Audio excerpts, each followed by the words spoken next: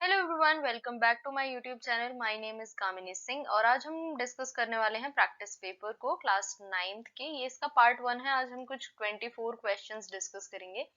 जैसा कि आप लोगों को ऑलरेडी पता है कि एमसीक्यू फॉर्म में अब क्वेश्चंस पूछे जा रहे हैं और ये आपका टर्म 1 चल रहा है अभी। तो आपके कुछ 5 चैप्टर्स आ रहे हैं। उन्हीं 5 चैप्टर्स में से जो क्वेश्चंस हैं वो पूछे गए हैं और उसी का आज हम प्रैक्टिस करने वाले हैं, सॉल्व करने वाले हैं। तो बिना टाइम वेस्ट किए चलिए शुरू करते हैं।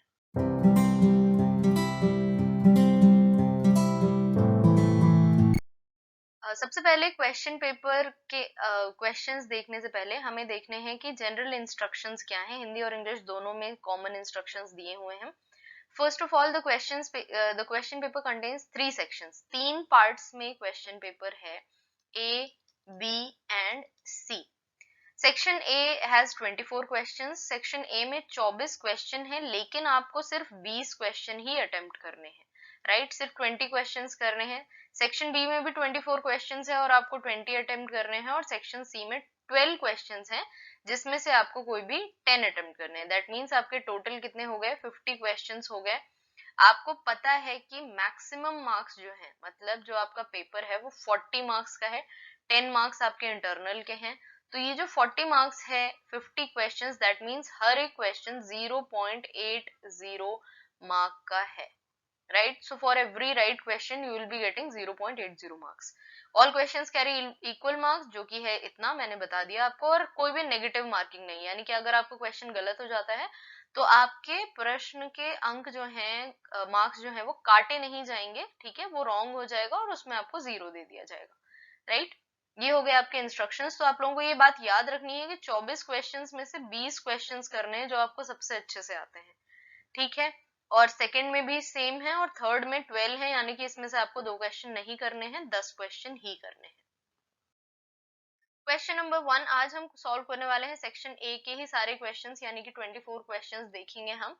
Question number 1, this section contains 24 questions और आपको 20 अटेम्प्ट करने हैं, ये आपको बता दिया गया फिर से एक बार।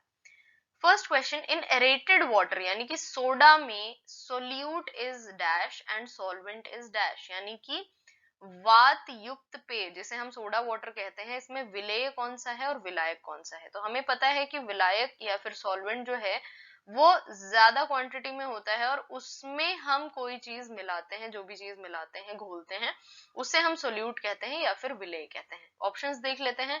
Water and carbon dioxide. सबसे पहले तो सोल्यूट, अगर वाटर मतलब सोडा, हमें पता है कि उसमें वाटर ज्यादा होता है, तो सोल्यूट वाटर तो नहीं हो सकता, राइट? कार्बन डाइऑक्साइड सॉल्वेंट नहीं हो सकता। सेकंड देखिए, कार्बन डाइऑक्साइड सॉल्यूट और सॉल्वेंट जो है वो वाटर, यानी कि विलेय जो है वो कार्बन डाइऑक्साइड और विलायक जो है वो पानी। तो ये बिल्कुल हमारा करेक्ट ऑप्शन है। ऑप्शन नंबर बी बिल्कुल सही है। तो ये हो जाएगा हमारा answer. Second question, which of the following is a homogeneous mixture, या फिर निम्नलिखित में से समांगी मिश्रण कौन सा है? तो समांगी मिश्रण या फिर होमोजेनियस मिक्सचर हमें पता है कि इसमें जो सोल्यूट है वो सॉल्वेंट में पूरी तरह डिसॉल्व हो जाता है और इक्वली मतलब डिवाइड हो जाता है पूरे सॉल्वेंट में।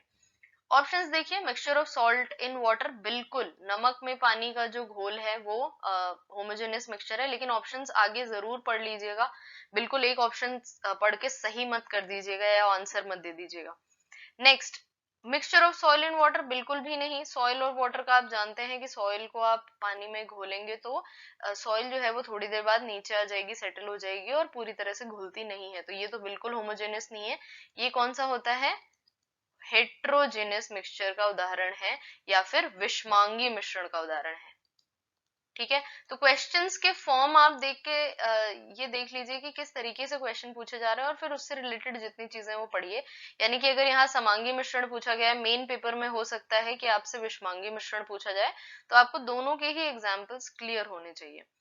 Mixture of sodium sulphate in water, ये भी एक तरह का होमोजेनियस मिक्सचर ही है। तो हमारा आंसर जो करेक्ट होगा that will be D, both A and C, यानी कि दोनों ए और सी दोनों। तो ये हमारा करेक्ट आंसर हो जाएगा। मैंने इसीलिए कहा था कि आप शुरू में ही पहला ऑप्शन देके टिक मत कर दीजिए, नीचे भी ऑप्शन सही हो सकते हैं। Third question, the particle size of solution is, यानी कि सोल्यूशन जो होते हैं इसमें पार्टिकल का साइज, ये आपकी किताब में दिया हुआ है, विलयन के कणों का आकार क्या होता है, विलयन यानी कि सॉल्यूशन जो है उसके कणों का आकार, तो हमारा आंसर जो है वो option number B, less than 10 to the power minus 9 metre, यानी कि ये वाला जो है यहाँ पर 10 to the power minus 9 metre दिया हुआ है, यानी कि ये जो साइज होगा ये लेस देन है। ठीक है, तो आप साइजेस देख लीजिएगा, और बाकी जो है कोलॉइड्स और जो बाकी सॉल्यूशंस दिए हुए हैं उनका भी, यानी कि सस्पेंशन के भी साइजेस दिए हुए हैं बुक में, तो देख लीजिएगा। नेक्स्ट फोर्थ क्वेश्चन, निम्नलिखित में कौन रासायनिक परिवर्तन का एक उदाहरण है, यानी कि केमिकल चेंज का एग्जाम्पल इनमें से कौन सा है।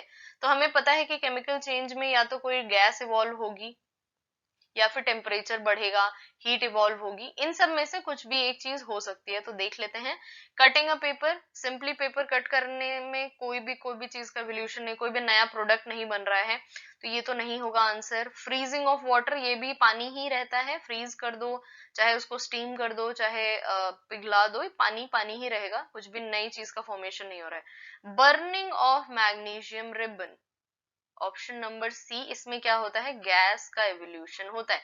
किसी भी चीज को आप बर्न करो, पेपर को भी बर्न करोगे तो गैस निकलती है, कार्बन डाइऑक्साइड उसमें से एमिट होती है, तो ये जो है हमारा करेक्ट आंसर हो जाएगा option number C, magnesium ribbon का जलाना। Last is dissolving of copper sulphate, copper sulphate को डिसॉल्व कर रहे हो, अगर किसी चीज को घोल रहे हो तो उसमें भी नया प्रोडक्ट कुछ नहीं बन रहा है, वो जस्ट सिंपली मिक्स हो जा रहा है, तो हमारा आंसर जो होगा वो होगा option number C. Question number 5, which freshly prepared mixture will show Tyndall effect? very easy question, Tyndall प्रभाव किसमें मिलेगा हमें, तो हमारा आंसर क्या होगा ऑप्शन नंबर बी, कोलॉइड में। टिंडल इफेक्ट जो है वो कोलॉइड से ही रिलेटेड है, और हमेशा कोलॉइड में ही हमें टिंडल इफेक्ट देखने को मिलता है। Question number 6, every cell is characterised by, यानी कि प्रत्येक कोशिका की विशेषता होती है, इनमें से कौन सी, केंद्रक क्षेत्र या केंद्रक, कोशिका झिल्ली, कोशिका द्रव्य, यानी कि nuclear material, cell membrane and cytoplasm. तो हम जानते हैं कि सारे ही सेल्स में कॉमन होता है क्या, केंद्रक यानी कि न्यूक्लियस या न्यूक्लियर मटेरियल, साइटोप्लाज्म और उसके अलावा सेल मेम्ब्रेन। तो ये तीनों ही चीजें हर एक सेल में कॉमन होती हैं, और ये तीनों ही कैरेक्टरिस्टिक बताती हैं सेल के, तो हमारा आंसर क्या होगा ऑप्शन नंबर डी, 1, 2 एंड 3। ठीक है, ये सारे ही तीनों ही। क्वेश्चन नंबर 7, डीएनए का मतलब होता है, यानी कि डीएनए स्टैंड्स फॉर, उसका फुल फॉर्म बेसिकली पूछा है। पहला है deoxy ribonucleic acid, deoxy pentonucleic acid, D double nucleic acid, या फिर ए और सी। तो एक ही फुल फॉर्म हो सकता है, पहली चीज। दूसरा, आंसर नंबर ए जो है वो करेक्ट होगा, डीऑक्सी राइबो न्यूक्लिक एसिड, यानी कि डी, एन और A, deoxy ribo nucleic acid. Question number 8, chromatin पदार्थ बना होता है, यानी कि क्रोमेटिन किस किस का बना होता है, chromatin material is made up of, first option is protein, DNA और क्रोमोसोम्स। अब हमें इसके कॉम्बिनेशंस बताने हैं कि कौन सा, यानी कि 1 और 2, 2 और 3, 1 2 3 और केवल 3। तो हमें पता है कि जो क्रोमेटिन मटेरियल है वो दो चीजों से मिलकर बना होता है, एक होता है प्रोटीन और दूसरा होता है डीएनए। तो हमारा करेक्ट आंसर जो होगा वो होगा option number A, right, option number A, यानी कि 1 एंड 2, डीएनए और प्रोटीन से मिलकर क्रोमेटिन मटेरियल बनता है। Question number 9, who coined the word cell, very easy question, कोशिका शब्द सबसे पहले किसने दिया था, किसने इस्तेमाल किया था, तो आंसर होगा बी, रॉबर्ट हुक, यानी कि इन्होंने ही कोशिका की खोज की थी, और इन्होंने ही सेल वर्ड दिया था, जिसका मतलब होता है छोटे छोटे कंपार्टमेंट्स, राइट। सो इन्होंने ही इसकी खोज की थी, और इन्होंने ये वर्ड दिया था। याद रखने की चीज ये है कि रॉबर्ट हुक ने डेड सेल को देखा था और सेल की डिस्कवरी की थी। Leeuwenhoek on the other hand, इन्होंने लाइव सेल डिस्कवर किया था। तो अगर लाइव सेल के बारे में पूछा जाए तो आंसर होगा ल्यूवेनहॉक, अगर नॉर्मल सेल के बारे में पूछा जाएगा तो Robert Hooke. 10th question, the movement of water molecules through plasma membrane is called, plasma झिल्ली के द्वारा जल के अणुओं की गति क्या कहलाती है। आंसर सही होगा ऑप्शन नंबर ए, परासरण या फिर ऑस्मोसिस। ऑस्मोसिस में दो चीजें मेन होती हैं, पहला तो कोशिका झिल्ली और दूसरा पानी। अगर ये दोनों चीजें हैं, यानी कि अगर सिर्फ पानी की बात की गई है आने जाने की, तब भी ऑस्मोसिस नहीं होता है, वो डिफ्यूजन होता है, विसरण होता है। लेकिन जब ये सेमी परमिएबल मेम्ब्रेन के थ्रू जाते हैं, प्लाज्मा मेम्ब्रेन या प्लाज्मा झिल्ली के थ्रू, तब हम इसे परासरण कहते हैं, ऑस्मोसिस कहते हैं। Question number 11, which of the following tissue lack vacuole? इनमें से कौन से टिश्यू में वैक्यूल्स नहीं होती हैं, यानी कि रिक्तिका नहीं होती है? पहला ऑप्शन है apical meristem, intercalary meristem, parenchyma, A और बी। शीर्ष विभज्योतक, अंतर्वृष्ट विभज्योतक, पेरेन्काइमा और ए और बी दोनों। तो हमारा आंसर जो इसमें होगा वो होगा ऑप्शन नंबर डी, यानी कि ना ही एपिकल मेरिस्टम में वैक्यूल होती है और ना ही इंटरकैलरी मेरिस्टम में होती है। विभज्योतक जो ऊतक होते हैं, जो टिश्यूज होते हैं, इनमें वृक्तिका नहीं होती है। Question number 12, following are the components of complex tissue? ये किसके कंपोनेंट्स हैं? देख के ही आपको पता चल रहा होगा, जाइलम के कंपोनेंट्स हैं, राइट? तो जाइलम के components, which among them is living in nature? Xylem के कंपोनेंट्स में हमें पता है कि सिर्फ एक लिविंग होता है, और फ्लोएम के कंपोनेंट में सिर्फ एक डेड होता है। डेड जो होता है वो होता है फ्लोएम फाइबर। ये याद रखिएगा, डेड जो फ्लोएम के केस में है वो सिर्फ फ्लोएम फाइबर है। और यहाँ पर हमसे पूछा गया है कि जाइलम के केस में लिविंग कौन सा है इकलौता, तो हमारा आंसर होगा option number D, xylem parenchyma. और बाकी जितने हैं ये तीनों, ये डेड हैं। ये चीज याद रखिएगा। अब ये जो आपका मेन पेपर है उसमें फ्लोएम के फॉर्म में क्वेश्चन आ सकता है। Number 13, which simple permanent tissue is shown in the given picture? यानी कि दिए गए जो चित्र है उसमें सरल स्थायी ऊतक कौन सा है और उसका कार्य क्या है? हमें उसका फंक्शन साथ में दिया हुआ है, उसको पहचानना है। तो आपको डायग्राम देख के बहुत ही अच्छे से समझ में आ रहा होगा। इसमें इंटरसेलुलर स्पेस है, तो ये कौन सा है? ये है पेरेन्काइमा। तो हमारा आंसर या तो ए होगा या तो बी होगा, ए होगा या बी होगा। लेकिन उसके आगे उसका काम दिया हुआ है, तो काम देखिए, provide strength to the plant cell, बिल्कुल भी नहीं। स्ट्रेंथ कौन प्रोवाइड करता है? कोलेनकाइमा। जो सी ऑप्शन है वो स्ट्रेंथ प्रोवाइड करता है।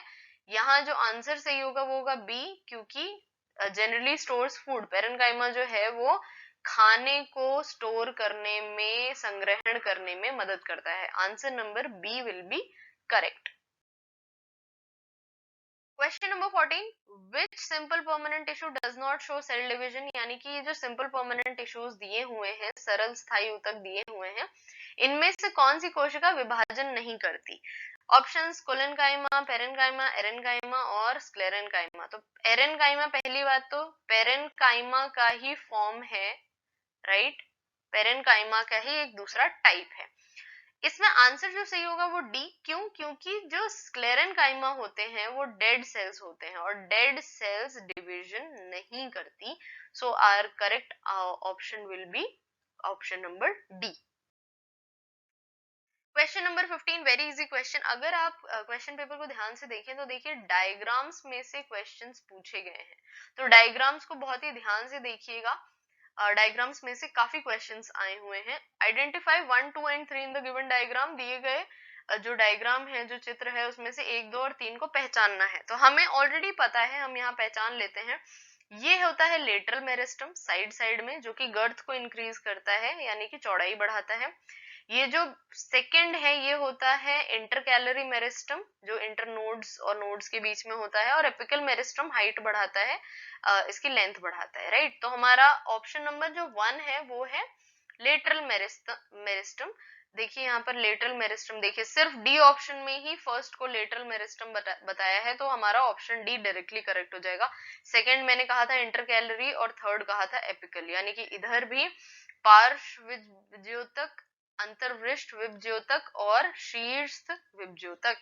ये डायग्राम सीधा सीधा पूछ लिया गया है आपसे, तो डायग्राम जरूर देखकर जाइएगा। Question number 16, the unit of speed is, यानी कि चाल की इकाई क्या होगी? तो चाल की इकाई बहुत ही इजी है, ऑप्शन नंबर डी, यानी कि मीटर पर सेकेंड। अब आपसे एसआई यूनिट्स जो है वो किसी की भी पूछी जा सकती है। आपके चैप्टर्स में काफी सारी जो है चीजें दी हुई हैं, जैसे फॉर एग्जांपल एसेलरेशन, इसकी इकाई पूछी जा सकती है। त्वरण की इकाई यानी कि मीटर पर सेकेंड स्क्वायर होगा इसका आंसर। फोर्स की इकाई पूछी जा सकती है। वेलोसिटी की इकाई पूछी जा सकती है। वेग, इसकी भी सेम होगी, मीटर पर सेकेंड। तो यहाँ पर हमारा आंसर जो है वो हो जाएगा ऑप्शन नंबर डी, मीटर पर second. Question number 17. In which of the following conditions the distance moved and the magnitude of displacement are equal? यानी कि जो distance है, दूरी है, और जो विस्थापन है, ये बराबर किस केस में होगा? तो displacement या फिर विस्थापन हम जानते हैं क्या होता है, minimum distance traveled between the initial and final position। यानी कि हम इसको simply shortcut बोल सकते हैं कि शॉर्टकट जो होते हैं वो डिस्प्लेसमेंट होते हैं। और डिस्टेंस यानी कि पूरा जो रास्ता ट्रेवल किया गया है, total path travelled will be our distance. अब यहाँ पर 4 केसेस दिए हुए हैं, राइट? उनमें से हमें देखना है पहले और फिर ऑप्शन सही और गलत को सिलेक्ट करना है। If the bike is moving on a straight road, यानी कि बाइक जो है वो एक स्ट्रेट रोड पर जा रही है, तो बिल्कुल यहाँ पर मैग्नीट्यूड ऑफ डिस्टेंस और डिस्प्लेसमेंट सेम होगा क्योंकि सीधी रोड है। तो हमारा ये जो है ये तो करेक्ट हो गया। If the bike is moving in circular path in a race, तो यानी कि गोले में मूव कर रही है बाइक ने, यहां से शुरू किया फॉर एग्जांपल यहाँ तक पहुंची। अब डिस्टेंस तो ये हो गया हमारा, लेकिन डिस्प्लेसमेंट इसका डायमीटर हो जाएगा, तो ये इक्वल नहीं होंगे, तो सेकंड गलत। मून इज रिवॉल्विंग, सेम यही केस होगा। मून अगर रिवॉल्व कर रहा है सन के अराउंड तो ये भी गलत। The pendulum of a clock is moving to and fro, यानी कि पेंडुलम जो होता है, घड़ी का जो लोलक बोलते हैं इसे हिंदी में, वो इधर से उधर, यानी कि इधर से मूव किया इधर तक, ठीक है, यहाँ तक गया, फिर वापस यहाँ पर आया, तो यहाँ पर फिर से आएगा, तो डिस्टेंस तो डबल हो गया, लेकिन डिस्प्लेसमेंट 0 हो गया इस केस में, तो ये भी जो है वो गलत हो जाएगा। तो ऑप्शंस देख लेते हैं अब। ओनली टू तो गलत था। ओनली 1 एंड 3 भी गलत है। Only 1, option number C will be correct. Question number 18. Which of the following is an example of accelerated motion? Acceleration कब मिलेगा हमें? Acceleration या फिर त्वरण हमें तभी मिलेगा जब velocity में difference आएगा, राइट? अगर वेलोसिटी चेंज हो रही होगी, क्योंकि एक्सेलरेशन क्या होता है, final velocity upon initial velocity कितने समय में हुई, तो एक्सेलरेशन की वैल्यू कब आएगी, जब वेलोसिटी में कुछ डिफरेंस होगा, अंतर होगा, राइट? अब देख लेते हैं options. A freely falling object बिल्कुल एक्सेलरेट करता है, ठीक है, नॉट पूछा है यहाँ पर। Athlete running on a circular track, अगर एथलीट सर्कुलर ट्रैक पे रन कर रहा होगा तो यहाँ पर हर एक केस में इसका जो डायरेक्शन है वो चेंज होगा, यानी कि वेलोसिटी में चेंज होगा, ठीक है, ये भी सही है। A trolley sliding on a ramp, ramp पर अगर ट्रॉली स्लाइड करेगी तो इसका हर एक जगह पर वेलोसिटी डिफरेंट होगी, तो यहाँ भी हमें एक्सेलरेशन मिलेगा। Last case, a bus moving with constant velocity, अगर वेलोसिटी जो है वो स्थिर है, वेग अगर स्थिर है, यहां से शुरू किया ये भी 5 मीटर प्रति सेकेंड और यहाँ पर आए ये भी 5 मीटर प्रति सेकेंड, तो एक्सेलरेशन तो 0 हुआ, राइट? तो हमें एक्सेलरेशन मिलेगा ही नहीं, तो ये जो है ये हमारा हो जाएगा correct option, option number D, a bus moving with a constant velocity. Question number 19, 4 cars ABC, very very interesting question, ये बहुत ही अच्छा क्वेश्चन है। 4 cars ABCD are moving on a straight road, 4 जो कारें हैं ABCD वो सीधी सड़क पर चल रही हैं। As shown in their distance time graph, ये आपका डिस्टेंस और टाइम का ग्राफ दिया हुआ है। अब हमें क्या पता करना है कि इनमें से कौन सी स्टेटमेंट सही है। पहले तो स्टेटमेंट्स देख लेते हैं किस तरीके की दी हुई है। Car C is slowest, D is fastest, मतलब स्लो और फास्ट के बारे में बात की है कि किसकी जो स्पीड है वो ज्यादा है और कम है। अभी हम इसको देख लेते हैं यहाँ पर, ठीक है। फॉर एग्जाम्पल हमने ये वाली जगह से हमें चेक करना है, ठीक है, हमने ये वाली जगह से चेक किया, तो सबके केस में ऐसे सीधी लाइन बना के यहाँ देख लिया। अब देखिए टाइम कितना लग रहा है, यहाँ पर डिस्टेंस तो सबका हमने सेम ले लिया, एक स्ट्रेट लाइन खींच के, ये इसका डिस्टेंस भी सेम, इसका डिस्टेंस भी, इसका भी और इसका भी, राइट? अब टाइम देखिए, डी में सबसे कम टाइम लग रहा है, फिर सी में लग रहा है, फिर ए में लग रहा है और फिर बी में लग रहा है, यानी कि डी जो है उसकी स्पीड सबसे ज्यादा है, फिर C की है, फिर A की है और फिर B की है। अब हम इसमें स्टेटमेंट्स पढ़ लेते हैं। देखिए यहाँ करेक्ट पूछा है, ठीक है। Car C is the slowest, C slowest है क्या? बिल्कुल भी नहीं है। Car D is the fastest of all, ये बिल्कुल करेक्ट है क्योंकि कार D जो है वो फास्टेस्ट है, तो हमारा सही ऑप्शन जो हो गया वो D हो गया। आगे फिर भी देख लेते हैं। Car A is faster than car D, car A जो है वो D से फास्टर, क्योंकि D फास्टेस्ट है, तो ये भी गलत है। Car D is slower then car C, D तो किसी से स्लो है ही नहीं, तो ये भी गलत है। तो हमारा आंसर क्या हो जाएगा? Option number B, car D सभी से तेज है। Question number 20. In the following velocity time graph of an object, which graph shows zero acceleration? फिर से वही सवाल जो अभी हमने पीछे किया कि त्वरण, त्वरण किस केस में शून्य होगा, जीरो होगा? किस केस में होगा? जब वेलोसिटी कांस्टेंट होगी, यानी कि वेग जो है वो समान होगा। अब देख लेते हैं इसमें। इसमें देखिए वेग विद टाइम बढ़ रहा है, तो इसमें एक्सेलरेशन हमें मिलेगा। इसमें कम हो रहा है, इसमें भी मिलेगा। इसमें देखिए वेलोसिटी बराबर है, देखिए कांस्टेंट है, जो भी यहाँ पर पर्टिकुलर वैल्यू है वही वैल्यू हमें हर टाइम पर मिल रही है, तो ये कांस्टेंट हो गया। यहाँ पर हमें एक्सेलरेशन क्या मिलेगा? जीरो। तो हमारा आंसर क्या हो जाएगा? Option number C. यहाँ पर भी देखिए वेलोसिटी चेंज हो रही है, ठीक है, तो यहाँ पर भी हमें एक्सेलरेशन मिलेगा। हमारा आंसर हो जाएगा option number C. Question number 21, inertia is the measure of, इसका आंसर है ए, मास या फिर द्रव्यमान। क्यों? क्योंकि जिसका मास ज्यादा होगा उसका इनर्शिया ज्यादा होगा, जिसका मास कम होगा उसका इनर्शिया कम होगा, यानी कि जड़त्व कम होगा। Question number 22, the SI unit. देखिए फिर से एसआई यूनिट, दो क्वेश्चन एसआई यूनिट के बहुत ही मायने रखता है ये, मतलब बहुत ही आसानी से आपको दो क्वेश्चन सही हो जाएंगे। 0.8 मार्क्स आपको बहुत ही आसानी से मिल जाएंगे इन क्वेश्चंस में। The SI unit of force, बल का मात्रक क्या है? तो मात्रक क्या है बल का? न्यूटन, एन, जिसको हम एन से रिप्रेजेंट करते हैं, न्यूटन जो है वो बल का मात्रक है, फोर्स की यूनिट है। Question number 23. During launch of a space shuttle, the thrust help in its uplifting. This is due to what? Like ये हमसे पूछा गया है कि ABCD में से ये किसकी वजह से होता है कि जब लॉन्च होता है स्पेस शटल का तो वो ऊपर की ओर उठती है, ठीक है। एक अंतरिक्ष यान के प्रक्षेपण के दौरान उससे निकलने वाला प्रणोद उसके ऊपर उठने में मदद करता है। इसका कारण, यानी कि जो वही जो बात कही हमने कि ये ऊपर उठने में मदद करता है। क्यों? Conservation of energy? नहीं। Newton second law of motion? नहीं। Newton third law of motion? क्यों? क्योंकि नीचे जो है वो भी प्रेशर लगा रहा है, इसीलिए वो ऊपर उठ पा रहा है। तो ये हमारा न्यूटन थर्ड लॉ कहता है। न्यूटन का तीसरा जो नियम है वो कहता है क्या? For an action there is equal and opposite reaction. नीचे की तरफ एक्शन हो रहा है तो इक्वल और ऑपोजिट डायरेक्शन में रिएक्शन मिल रहा है, राइट। तो हमारा ऑप्शन हो जाएगा C correct. Question number 24 and the last question for this video, यानी कि हमारा जो सेक्शन ए है वो हमने कवर कर लिया। सेक्शन बी और सी हम दूसरी वीडियोस में कवर करेंगे, तो उनको भी जरूर देखिएगा। ये लास्ट क्वेश्चन है, second law of motion gives us the measure of. हमें पता है सेकंड लॉ हमें क्या बताता है? F is equals to ma, यानी कि मास इनटू एक्सेलरेशन। तो आंसर हो जाएगा फोर्स, यानी कि बल। आई होप आपको वीडियो पसंद आया हो। अगर पसंद आया है तो वीडियो को लाइक जरूर करें, कमेंट करके बताएं कैसा लगा, शेयर करें अपने फ्रेंड्स के साथ जो 9th स्टैंडर्ड में हैं और इस बार एग्जाम्स देने वाले हैं, और सब्सक्राइब करें चैनल को ताकि आप कोई भी वीडियो मिस ना करें। Thank you so much.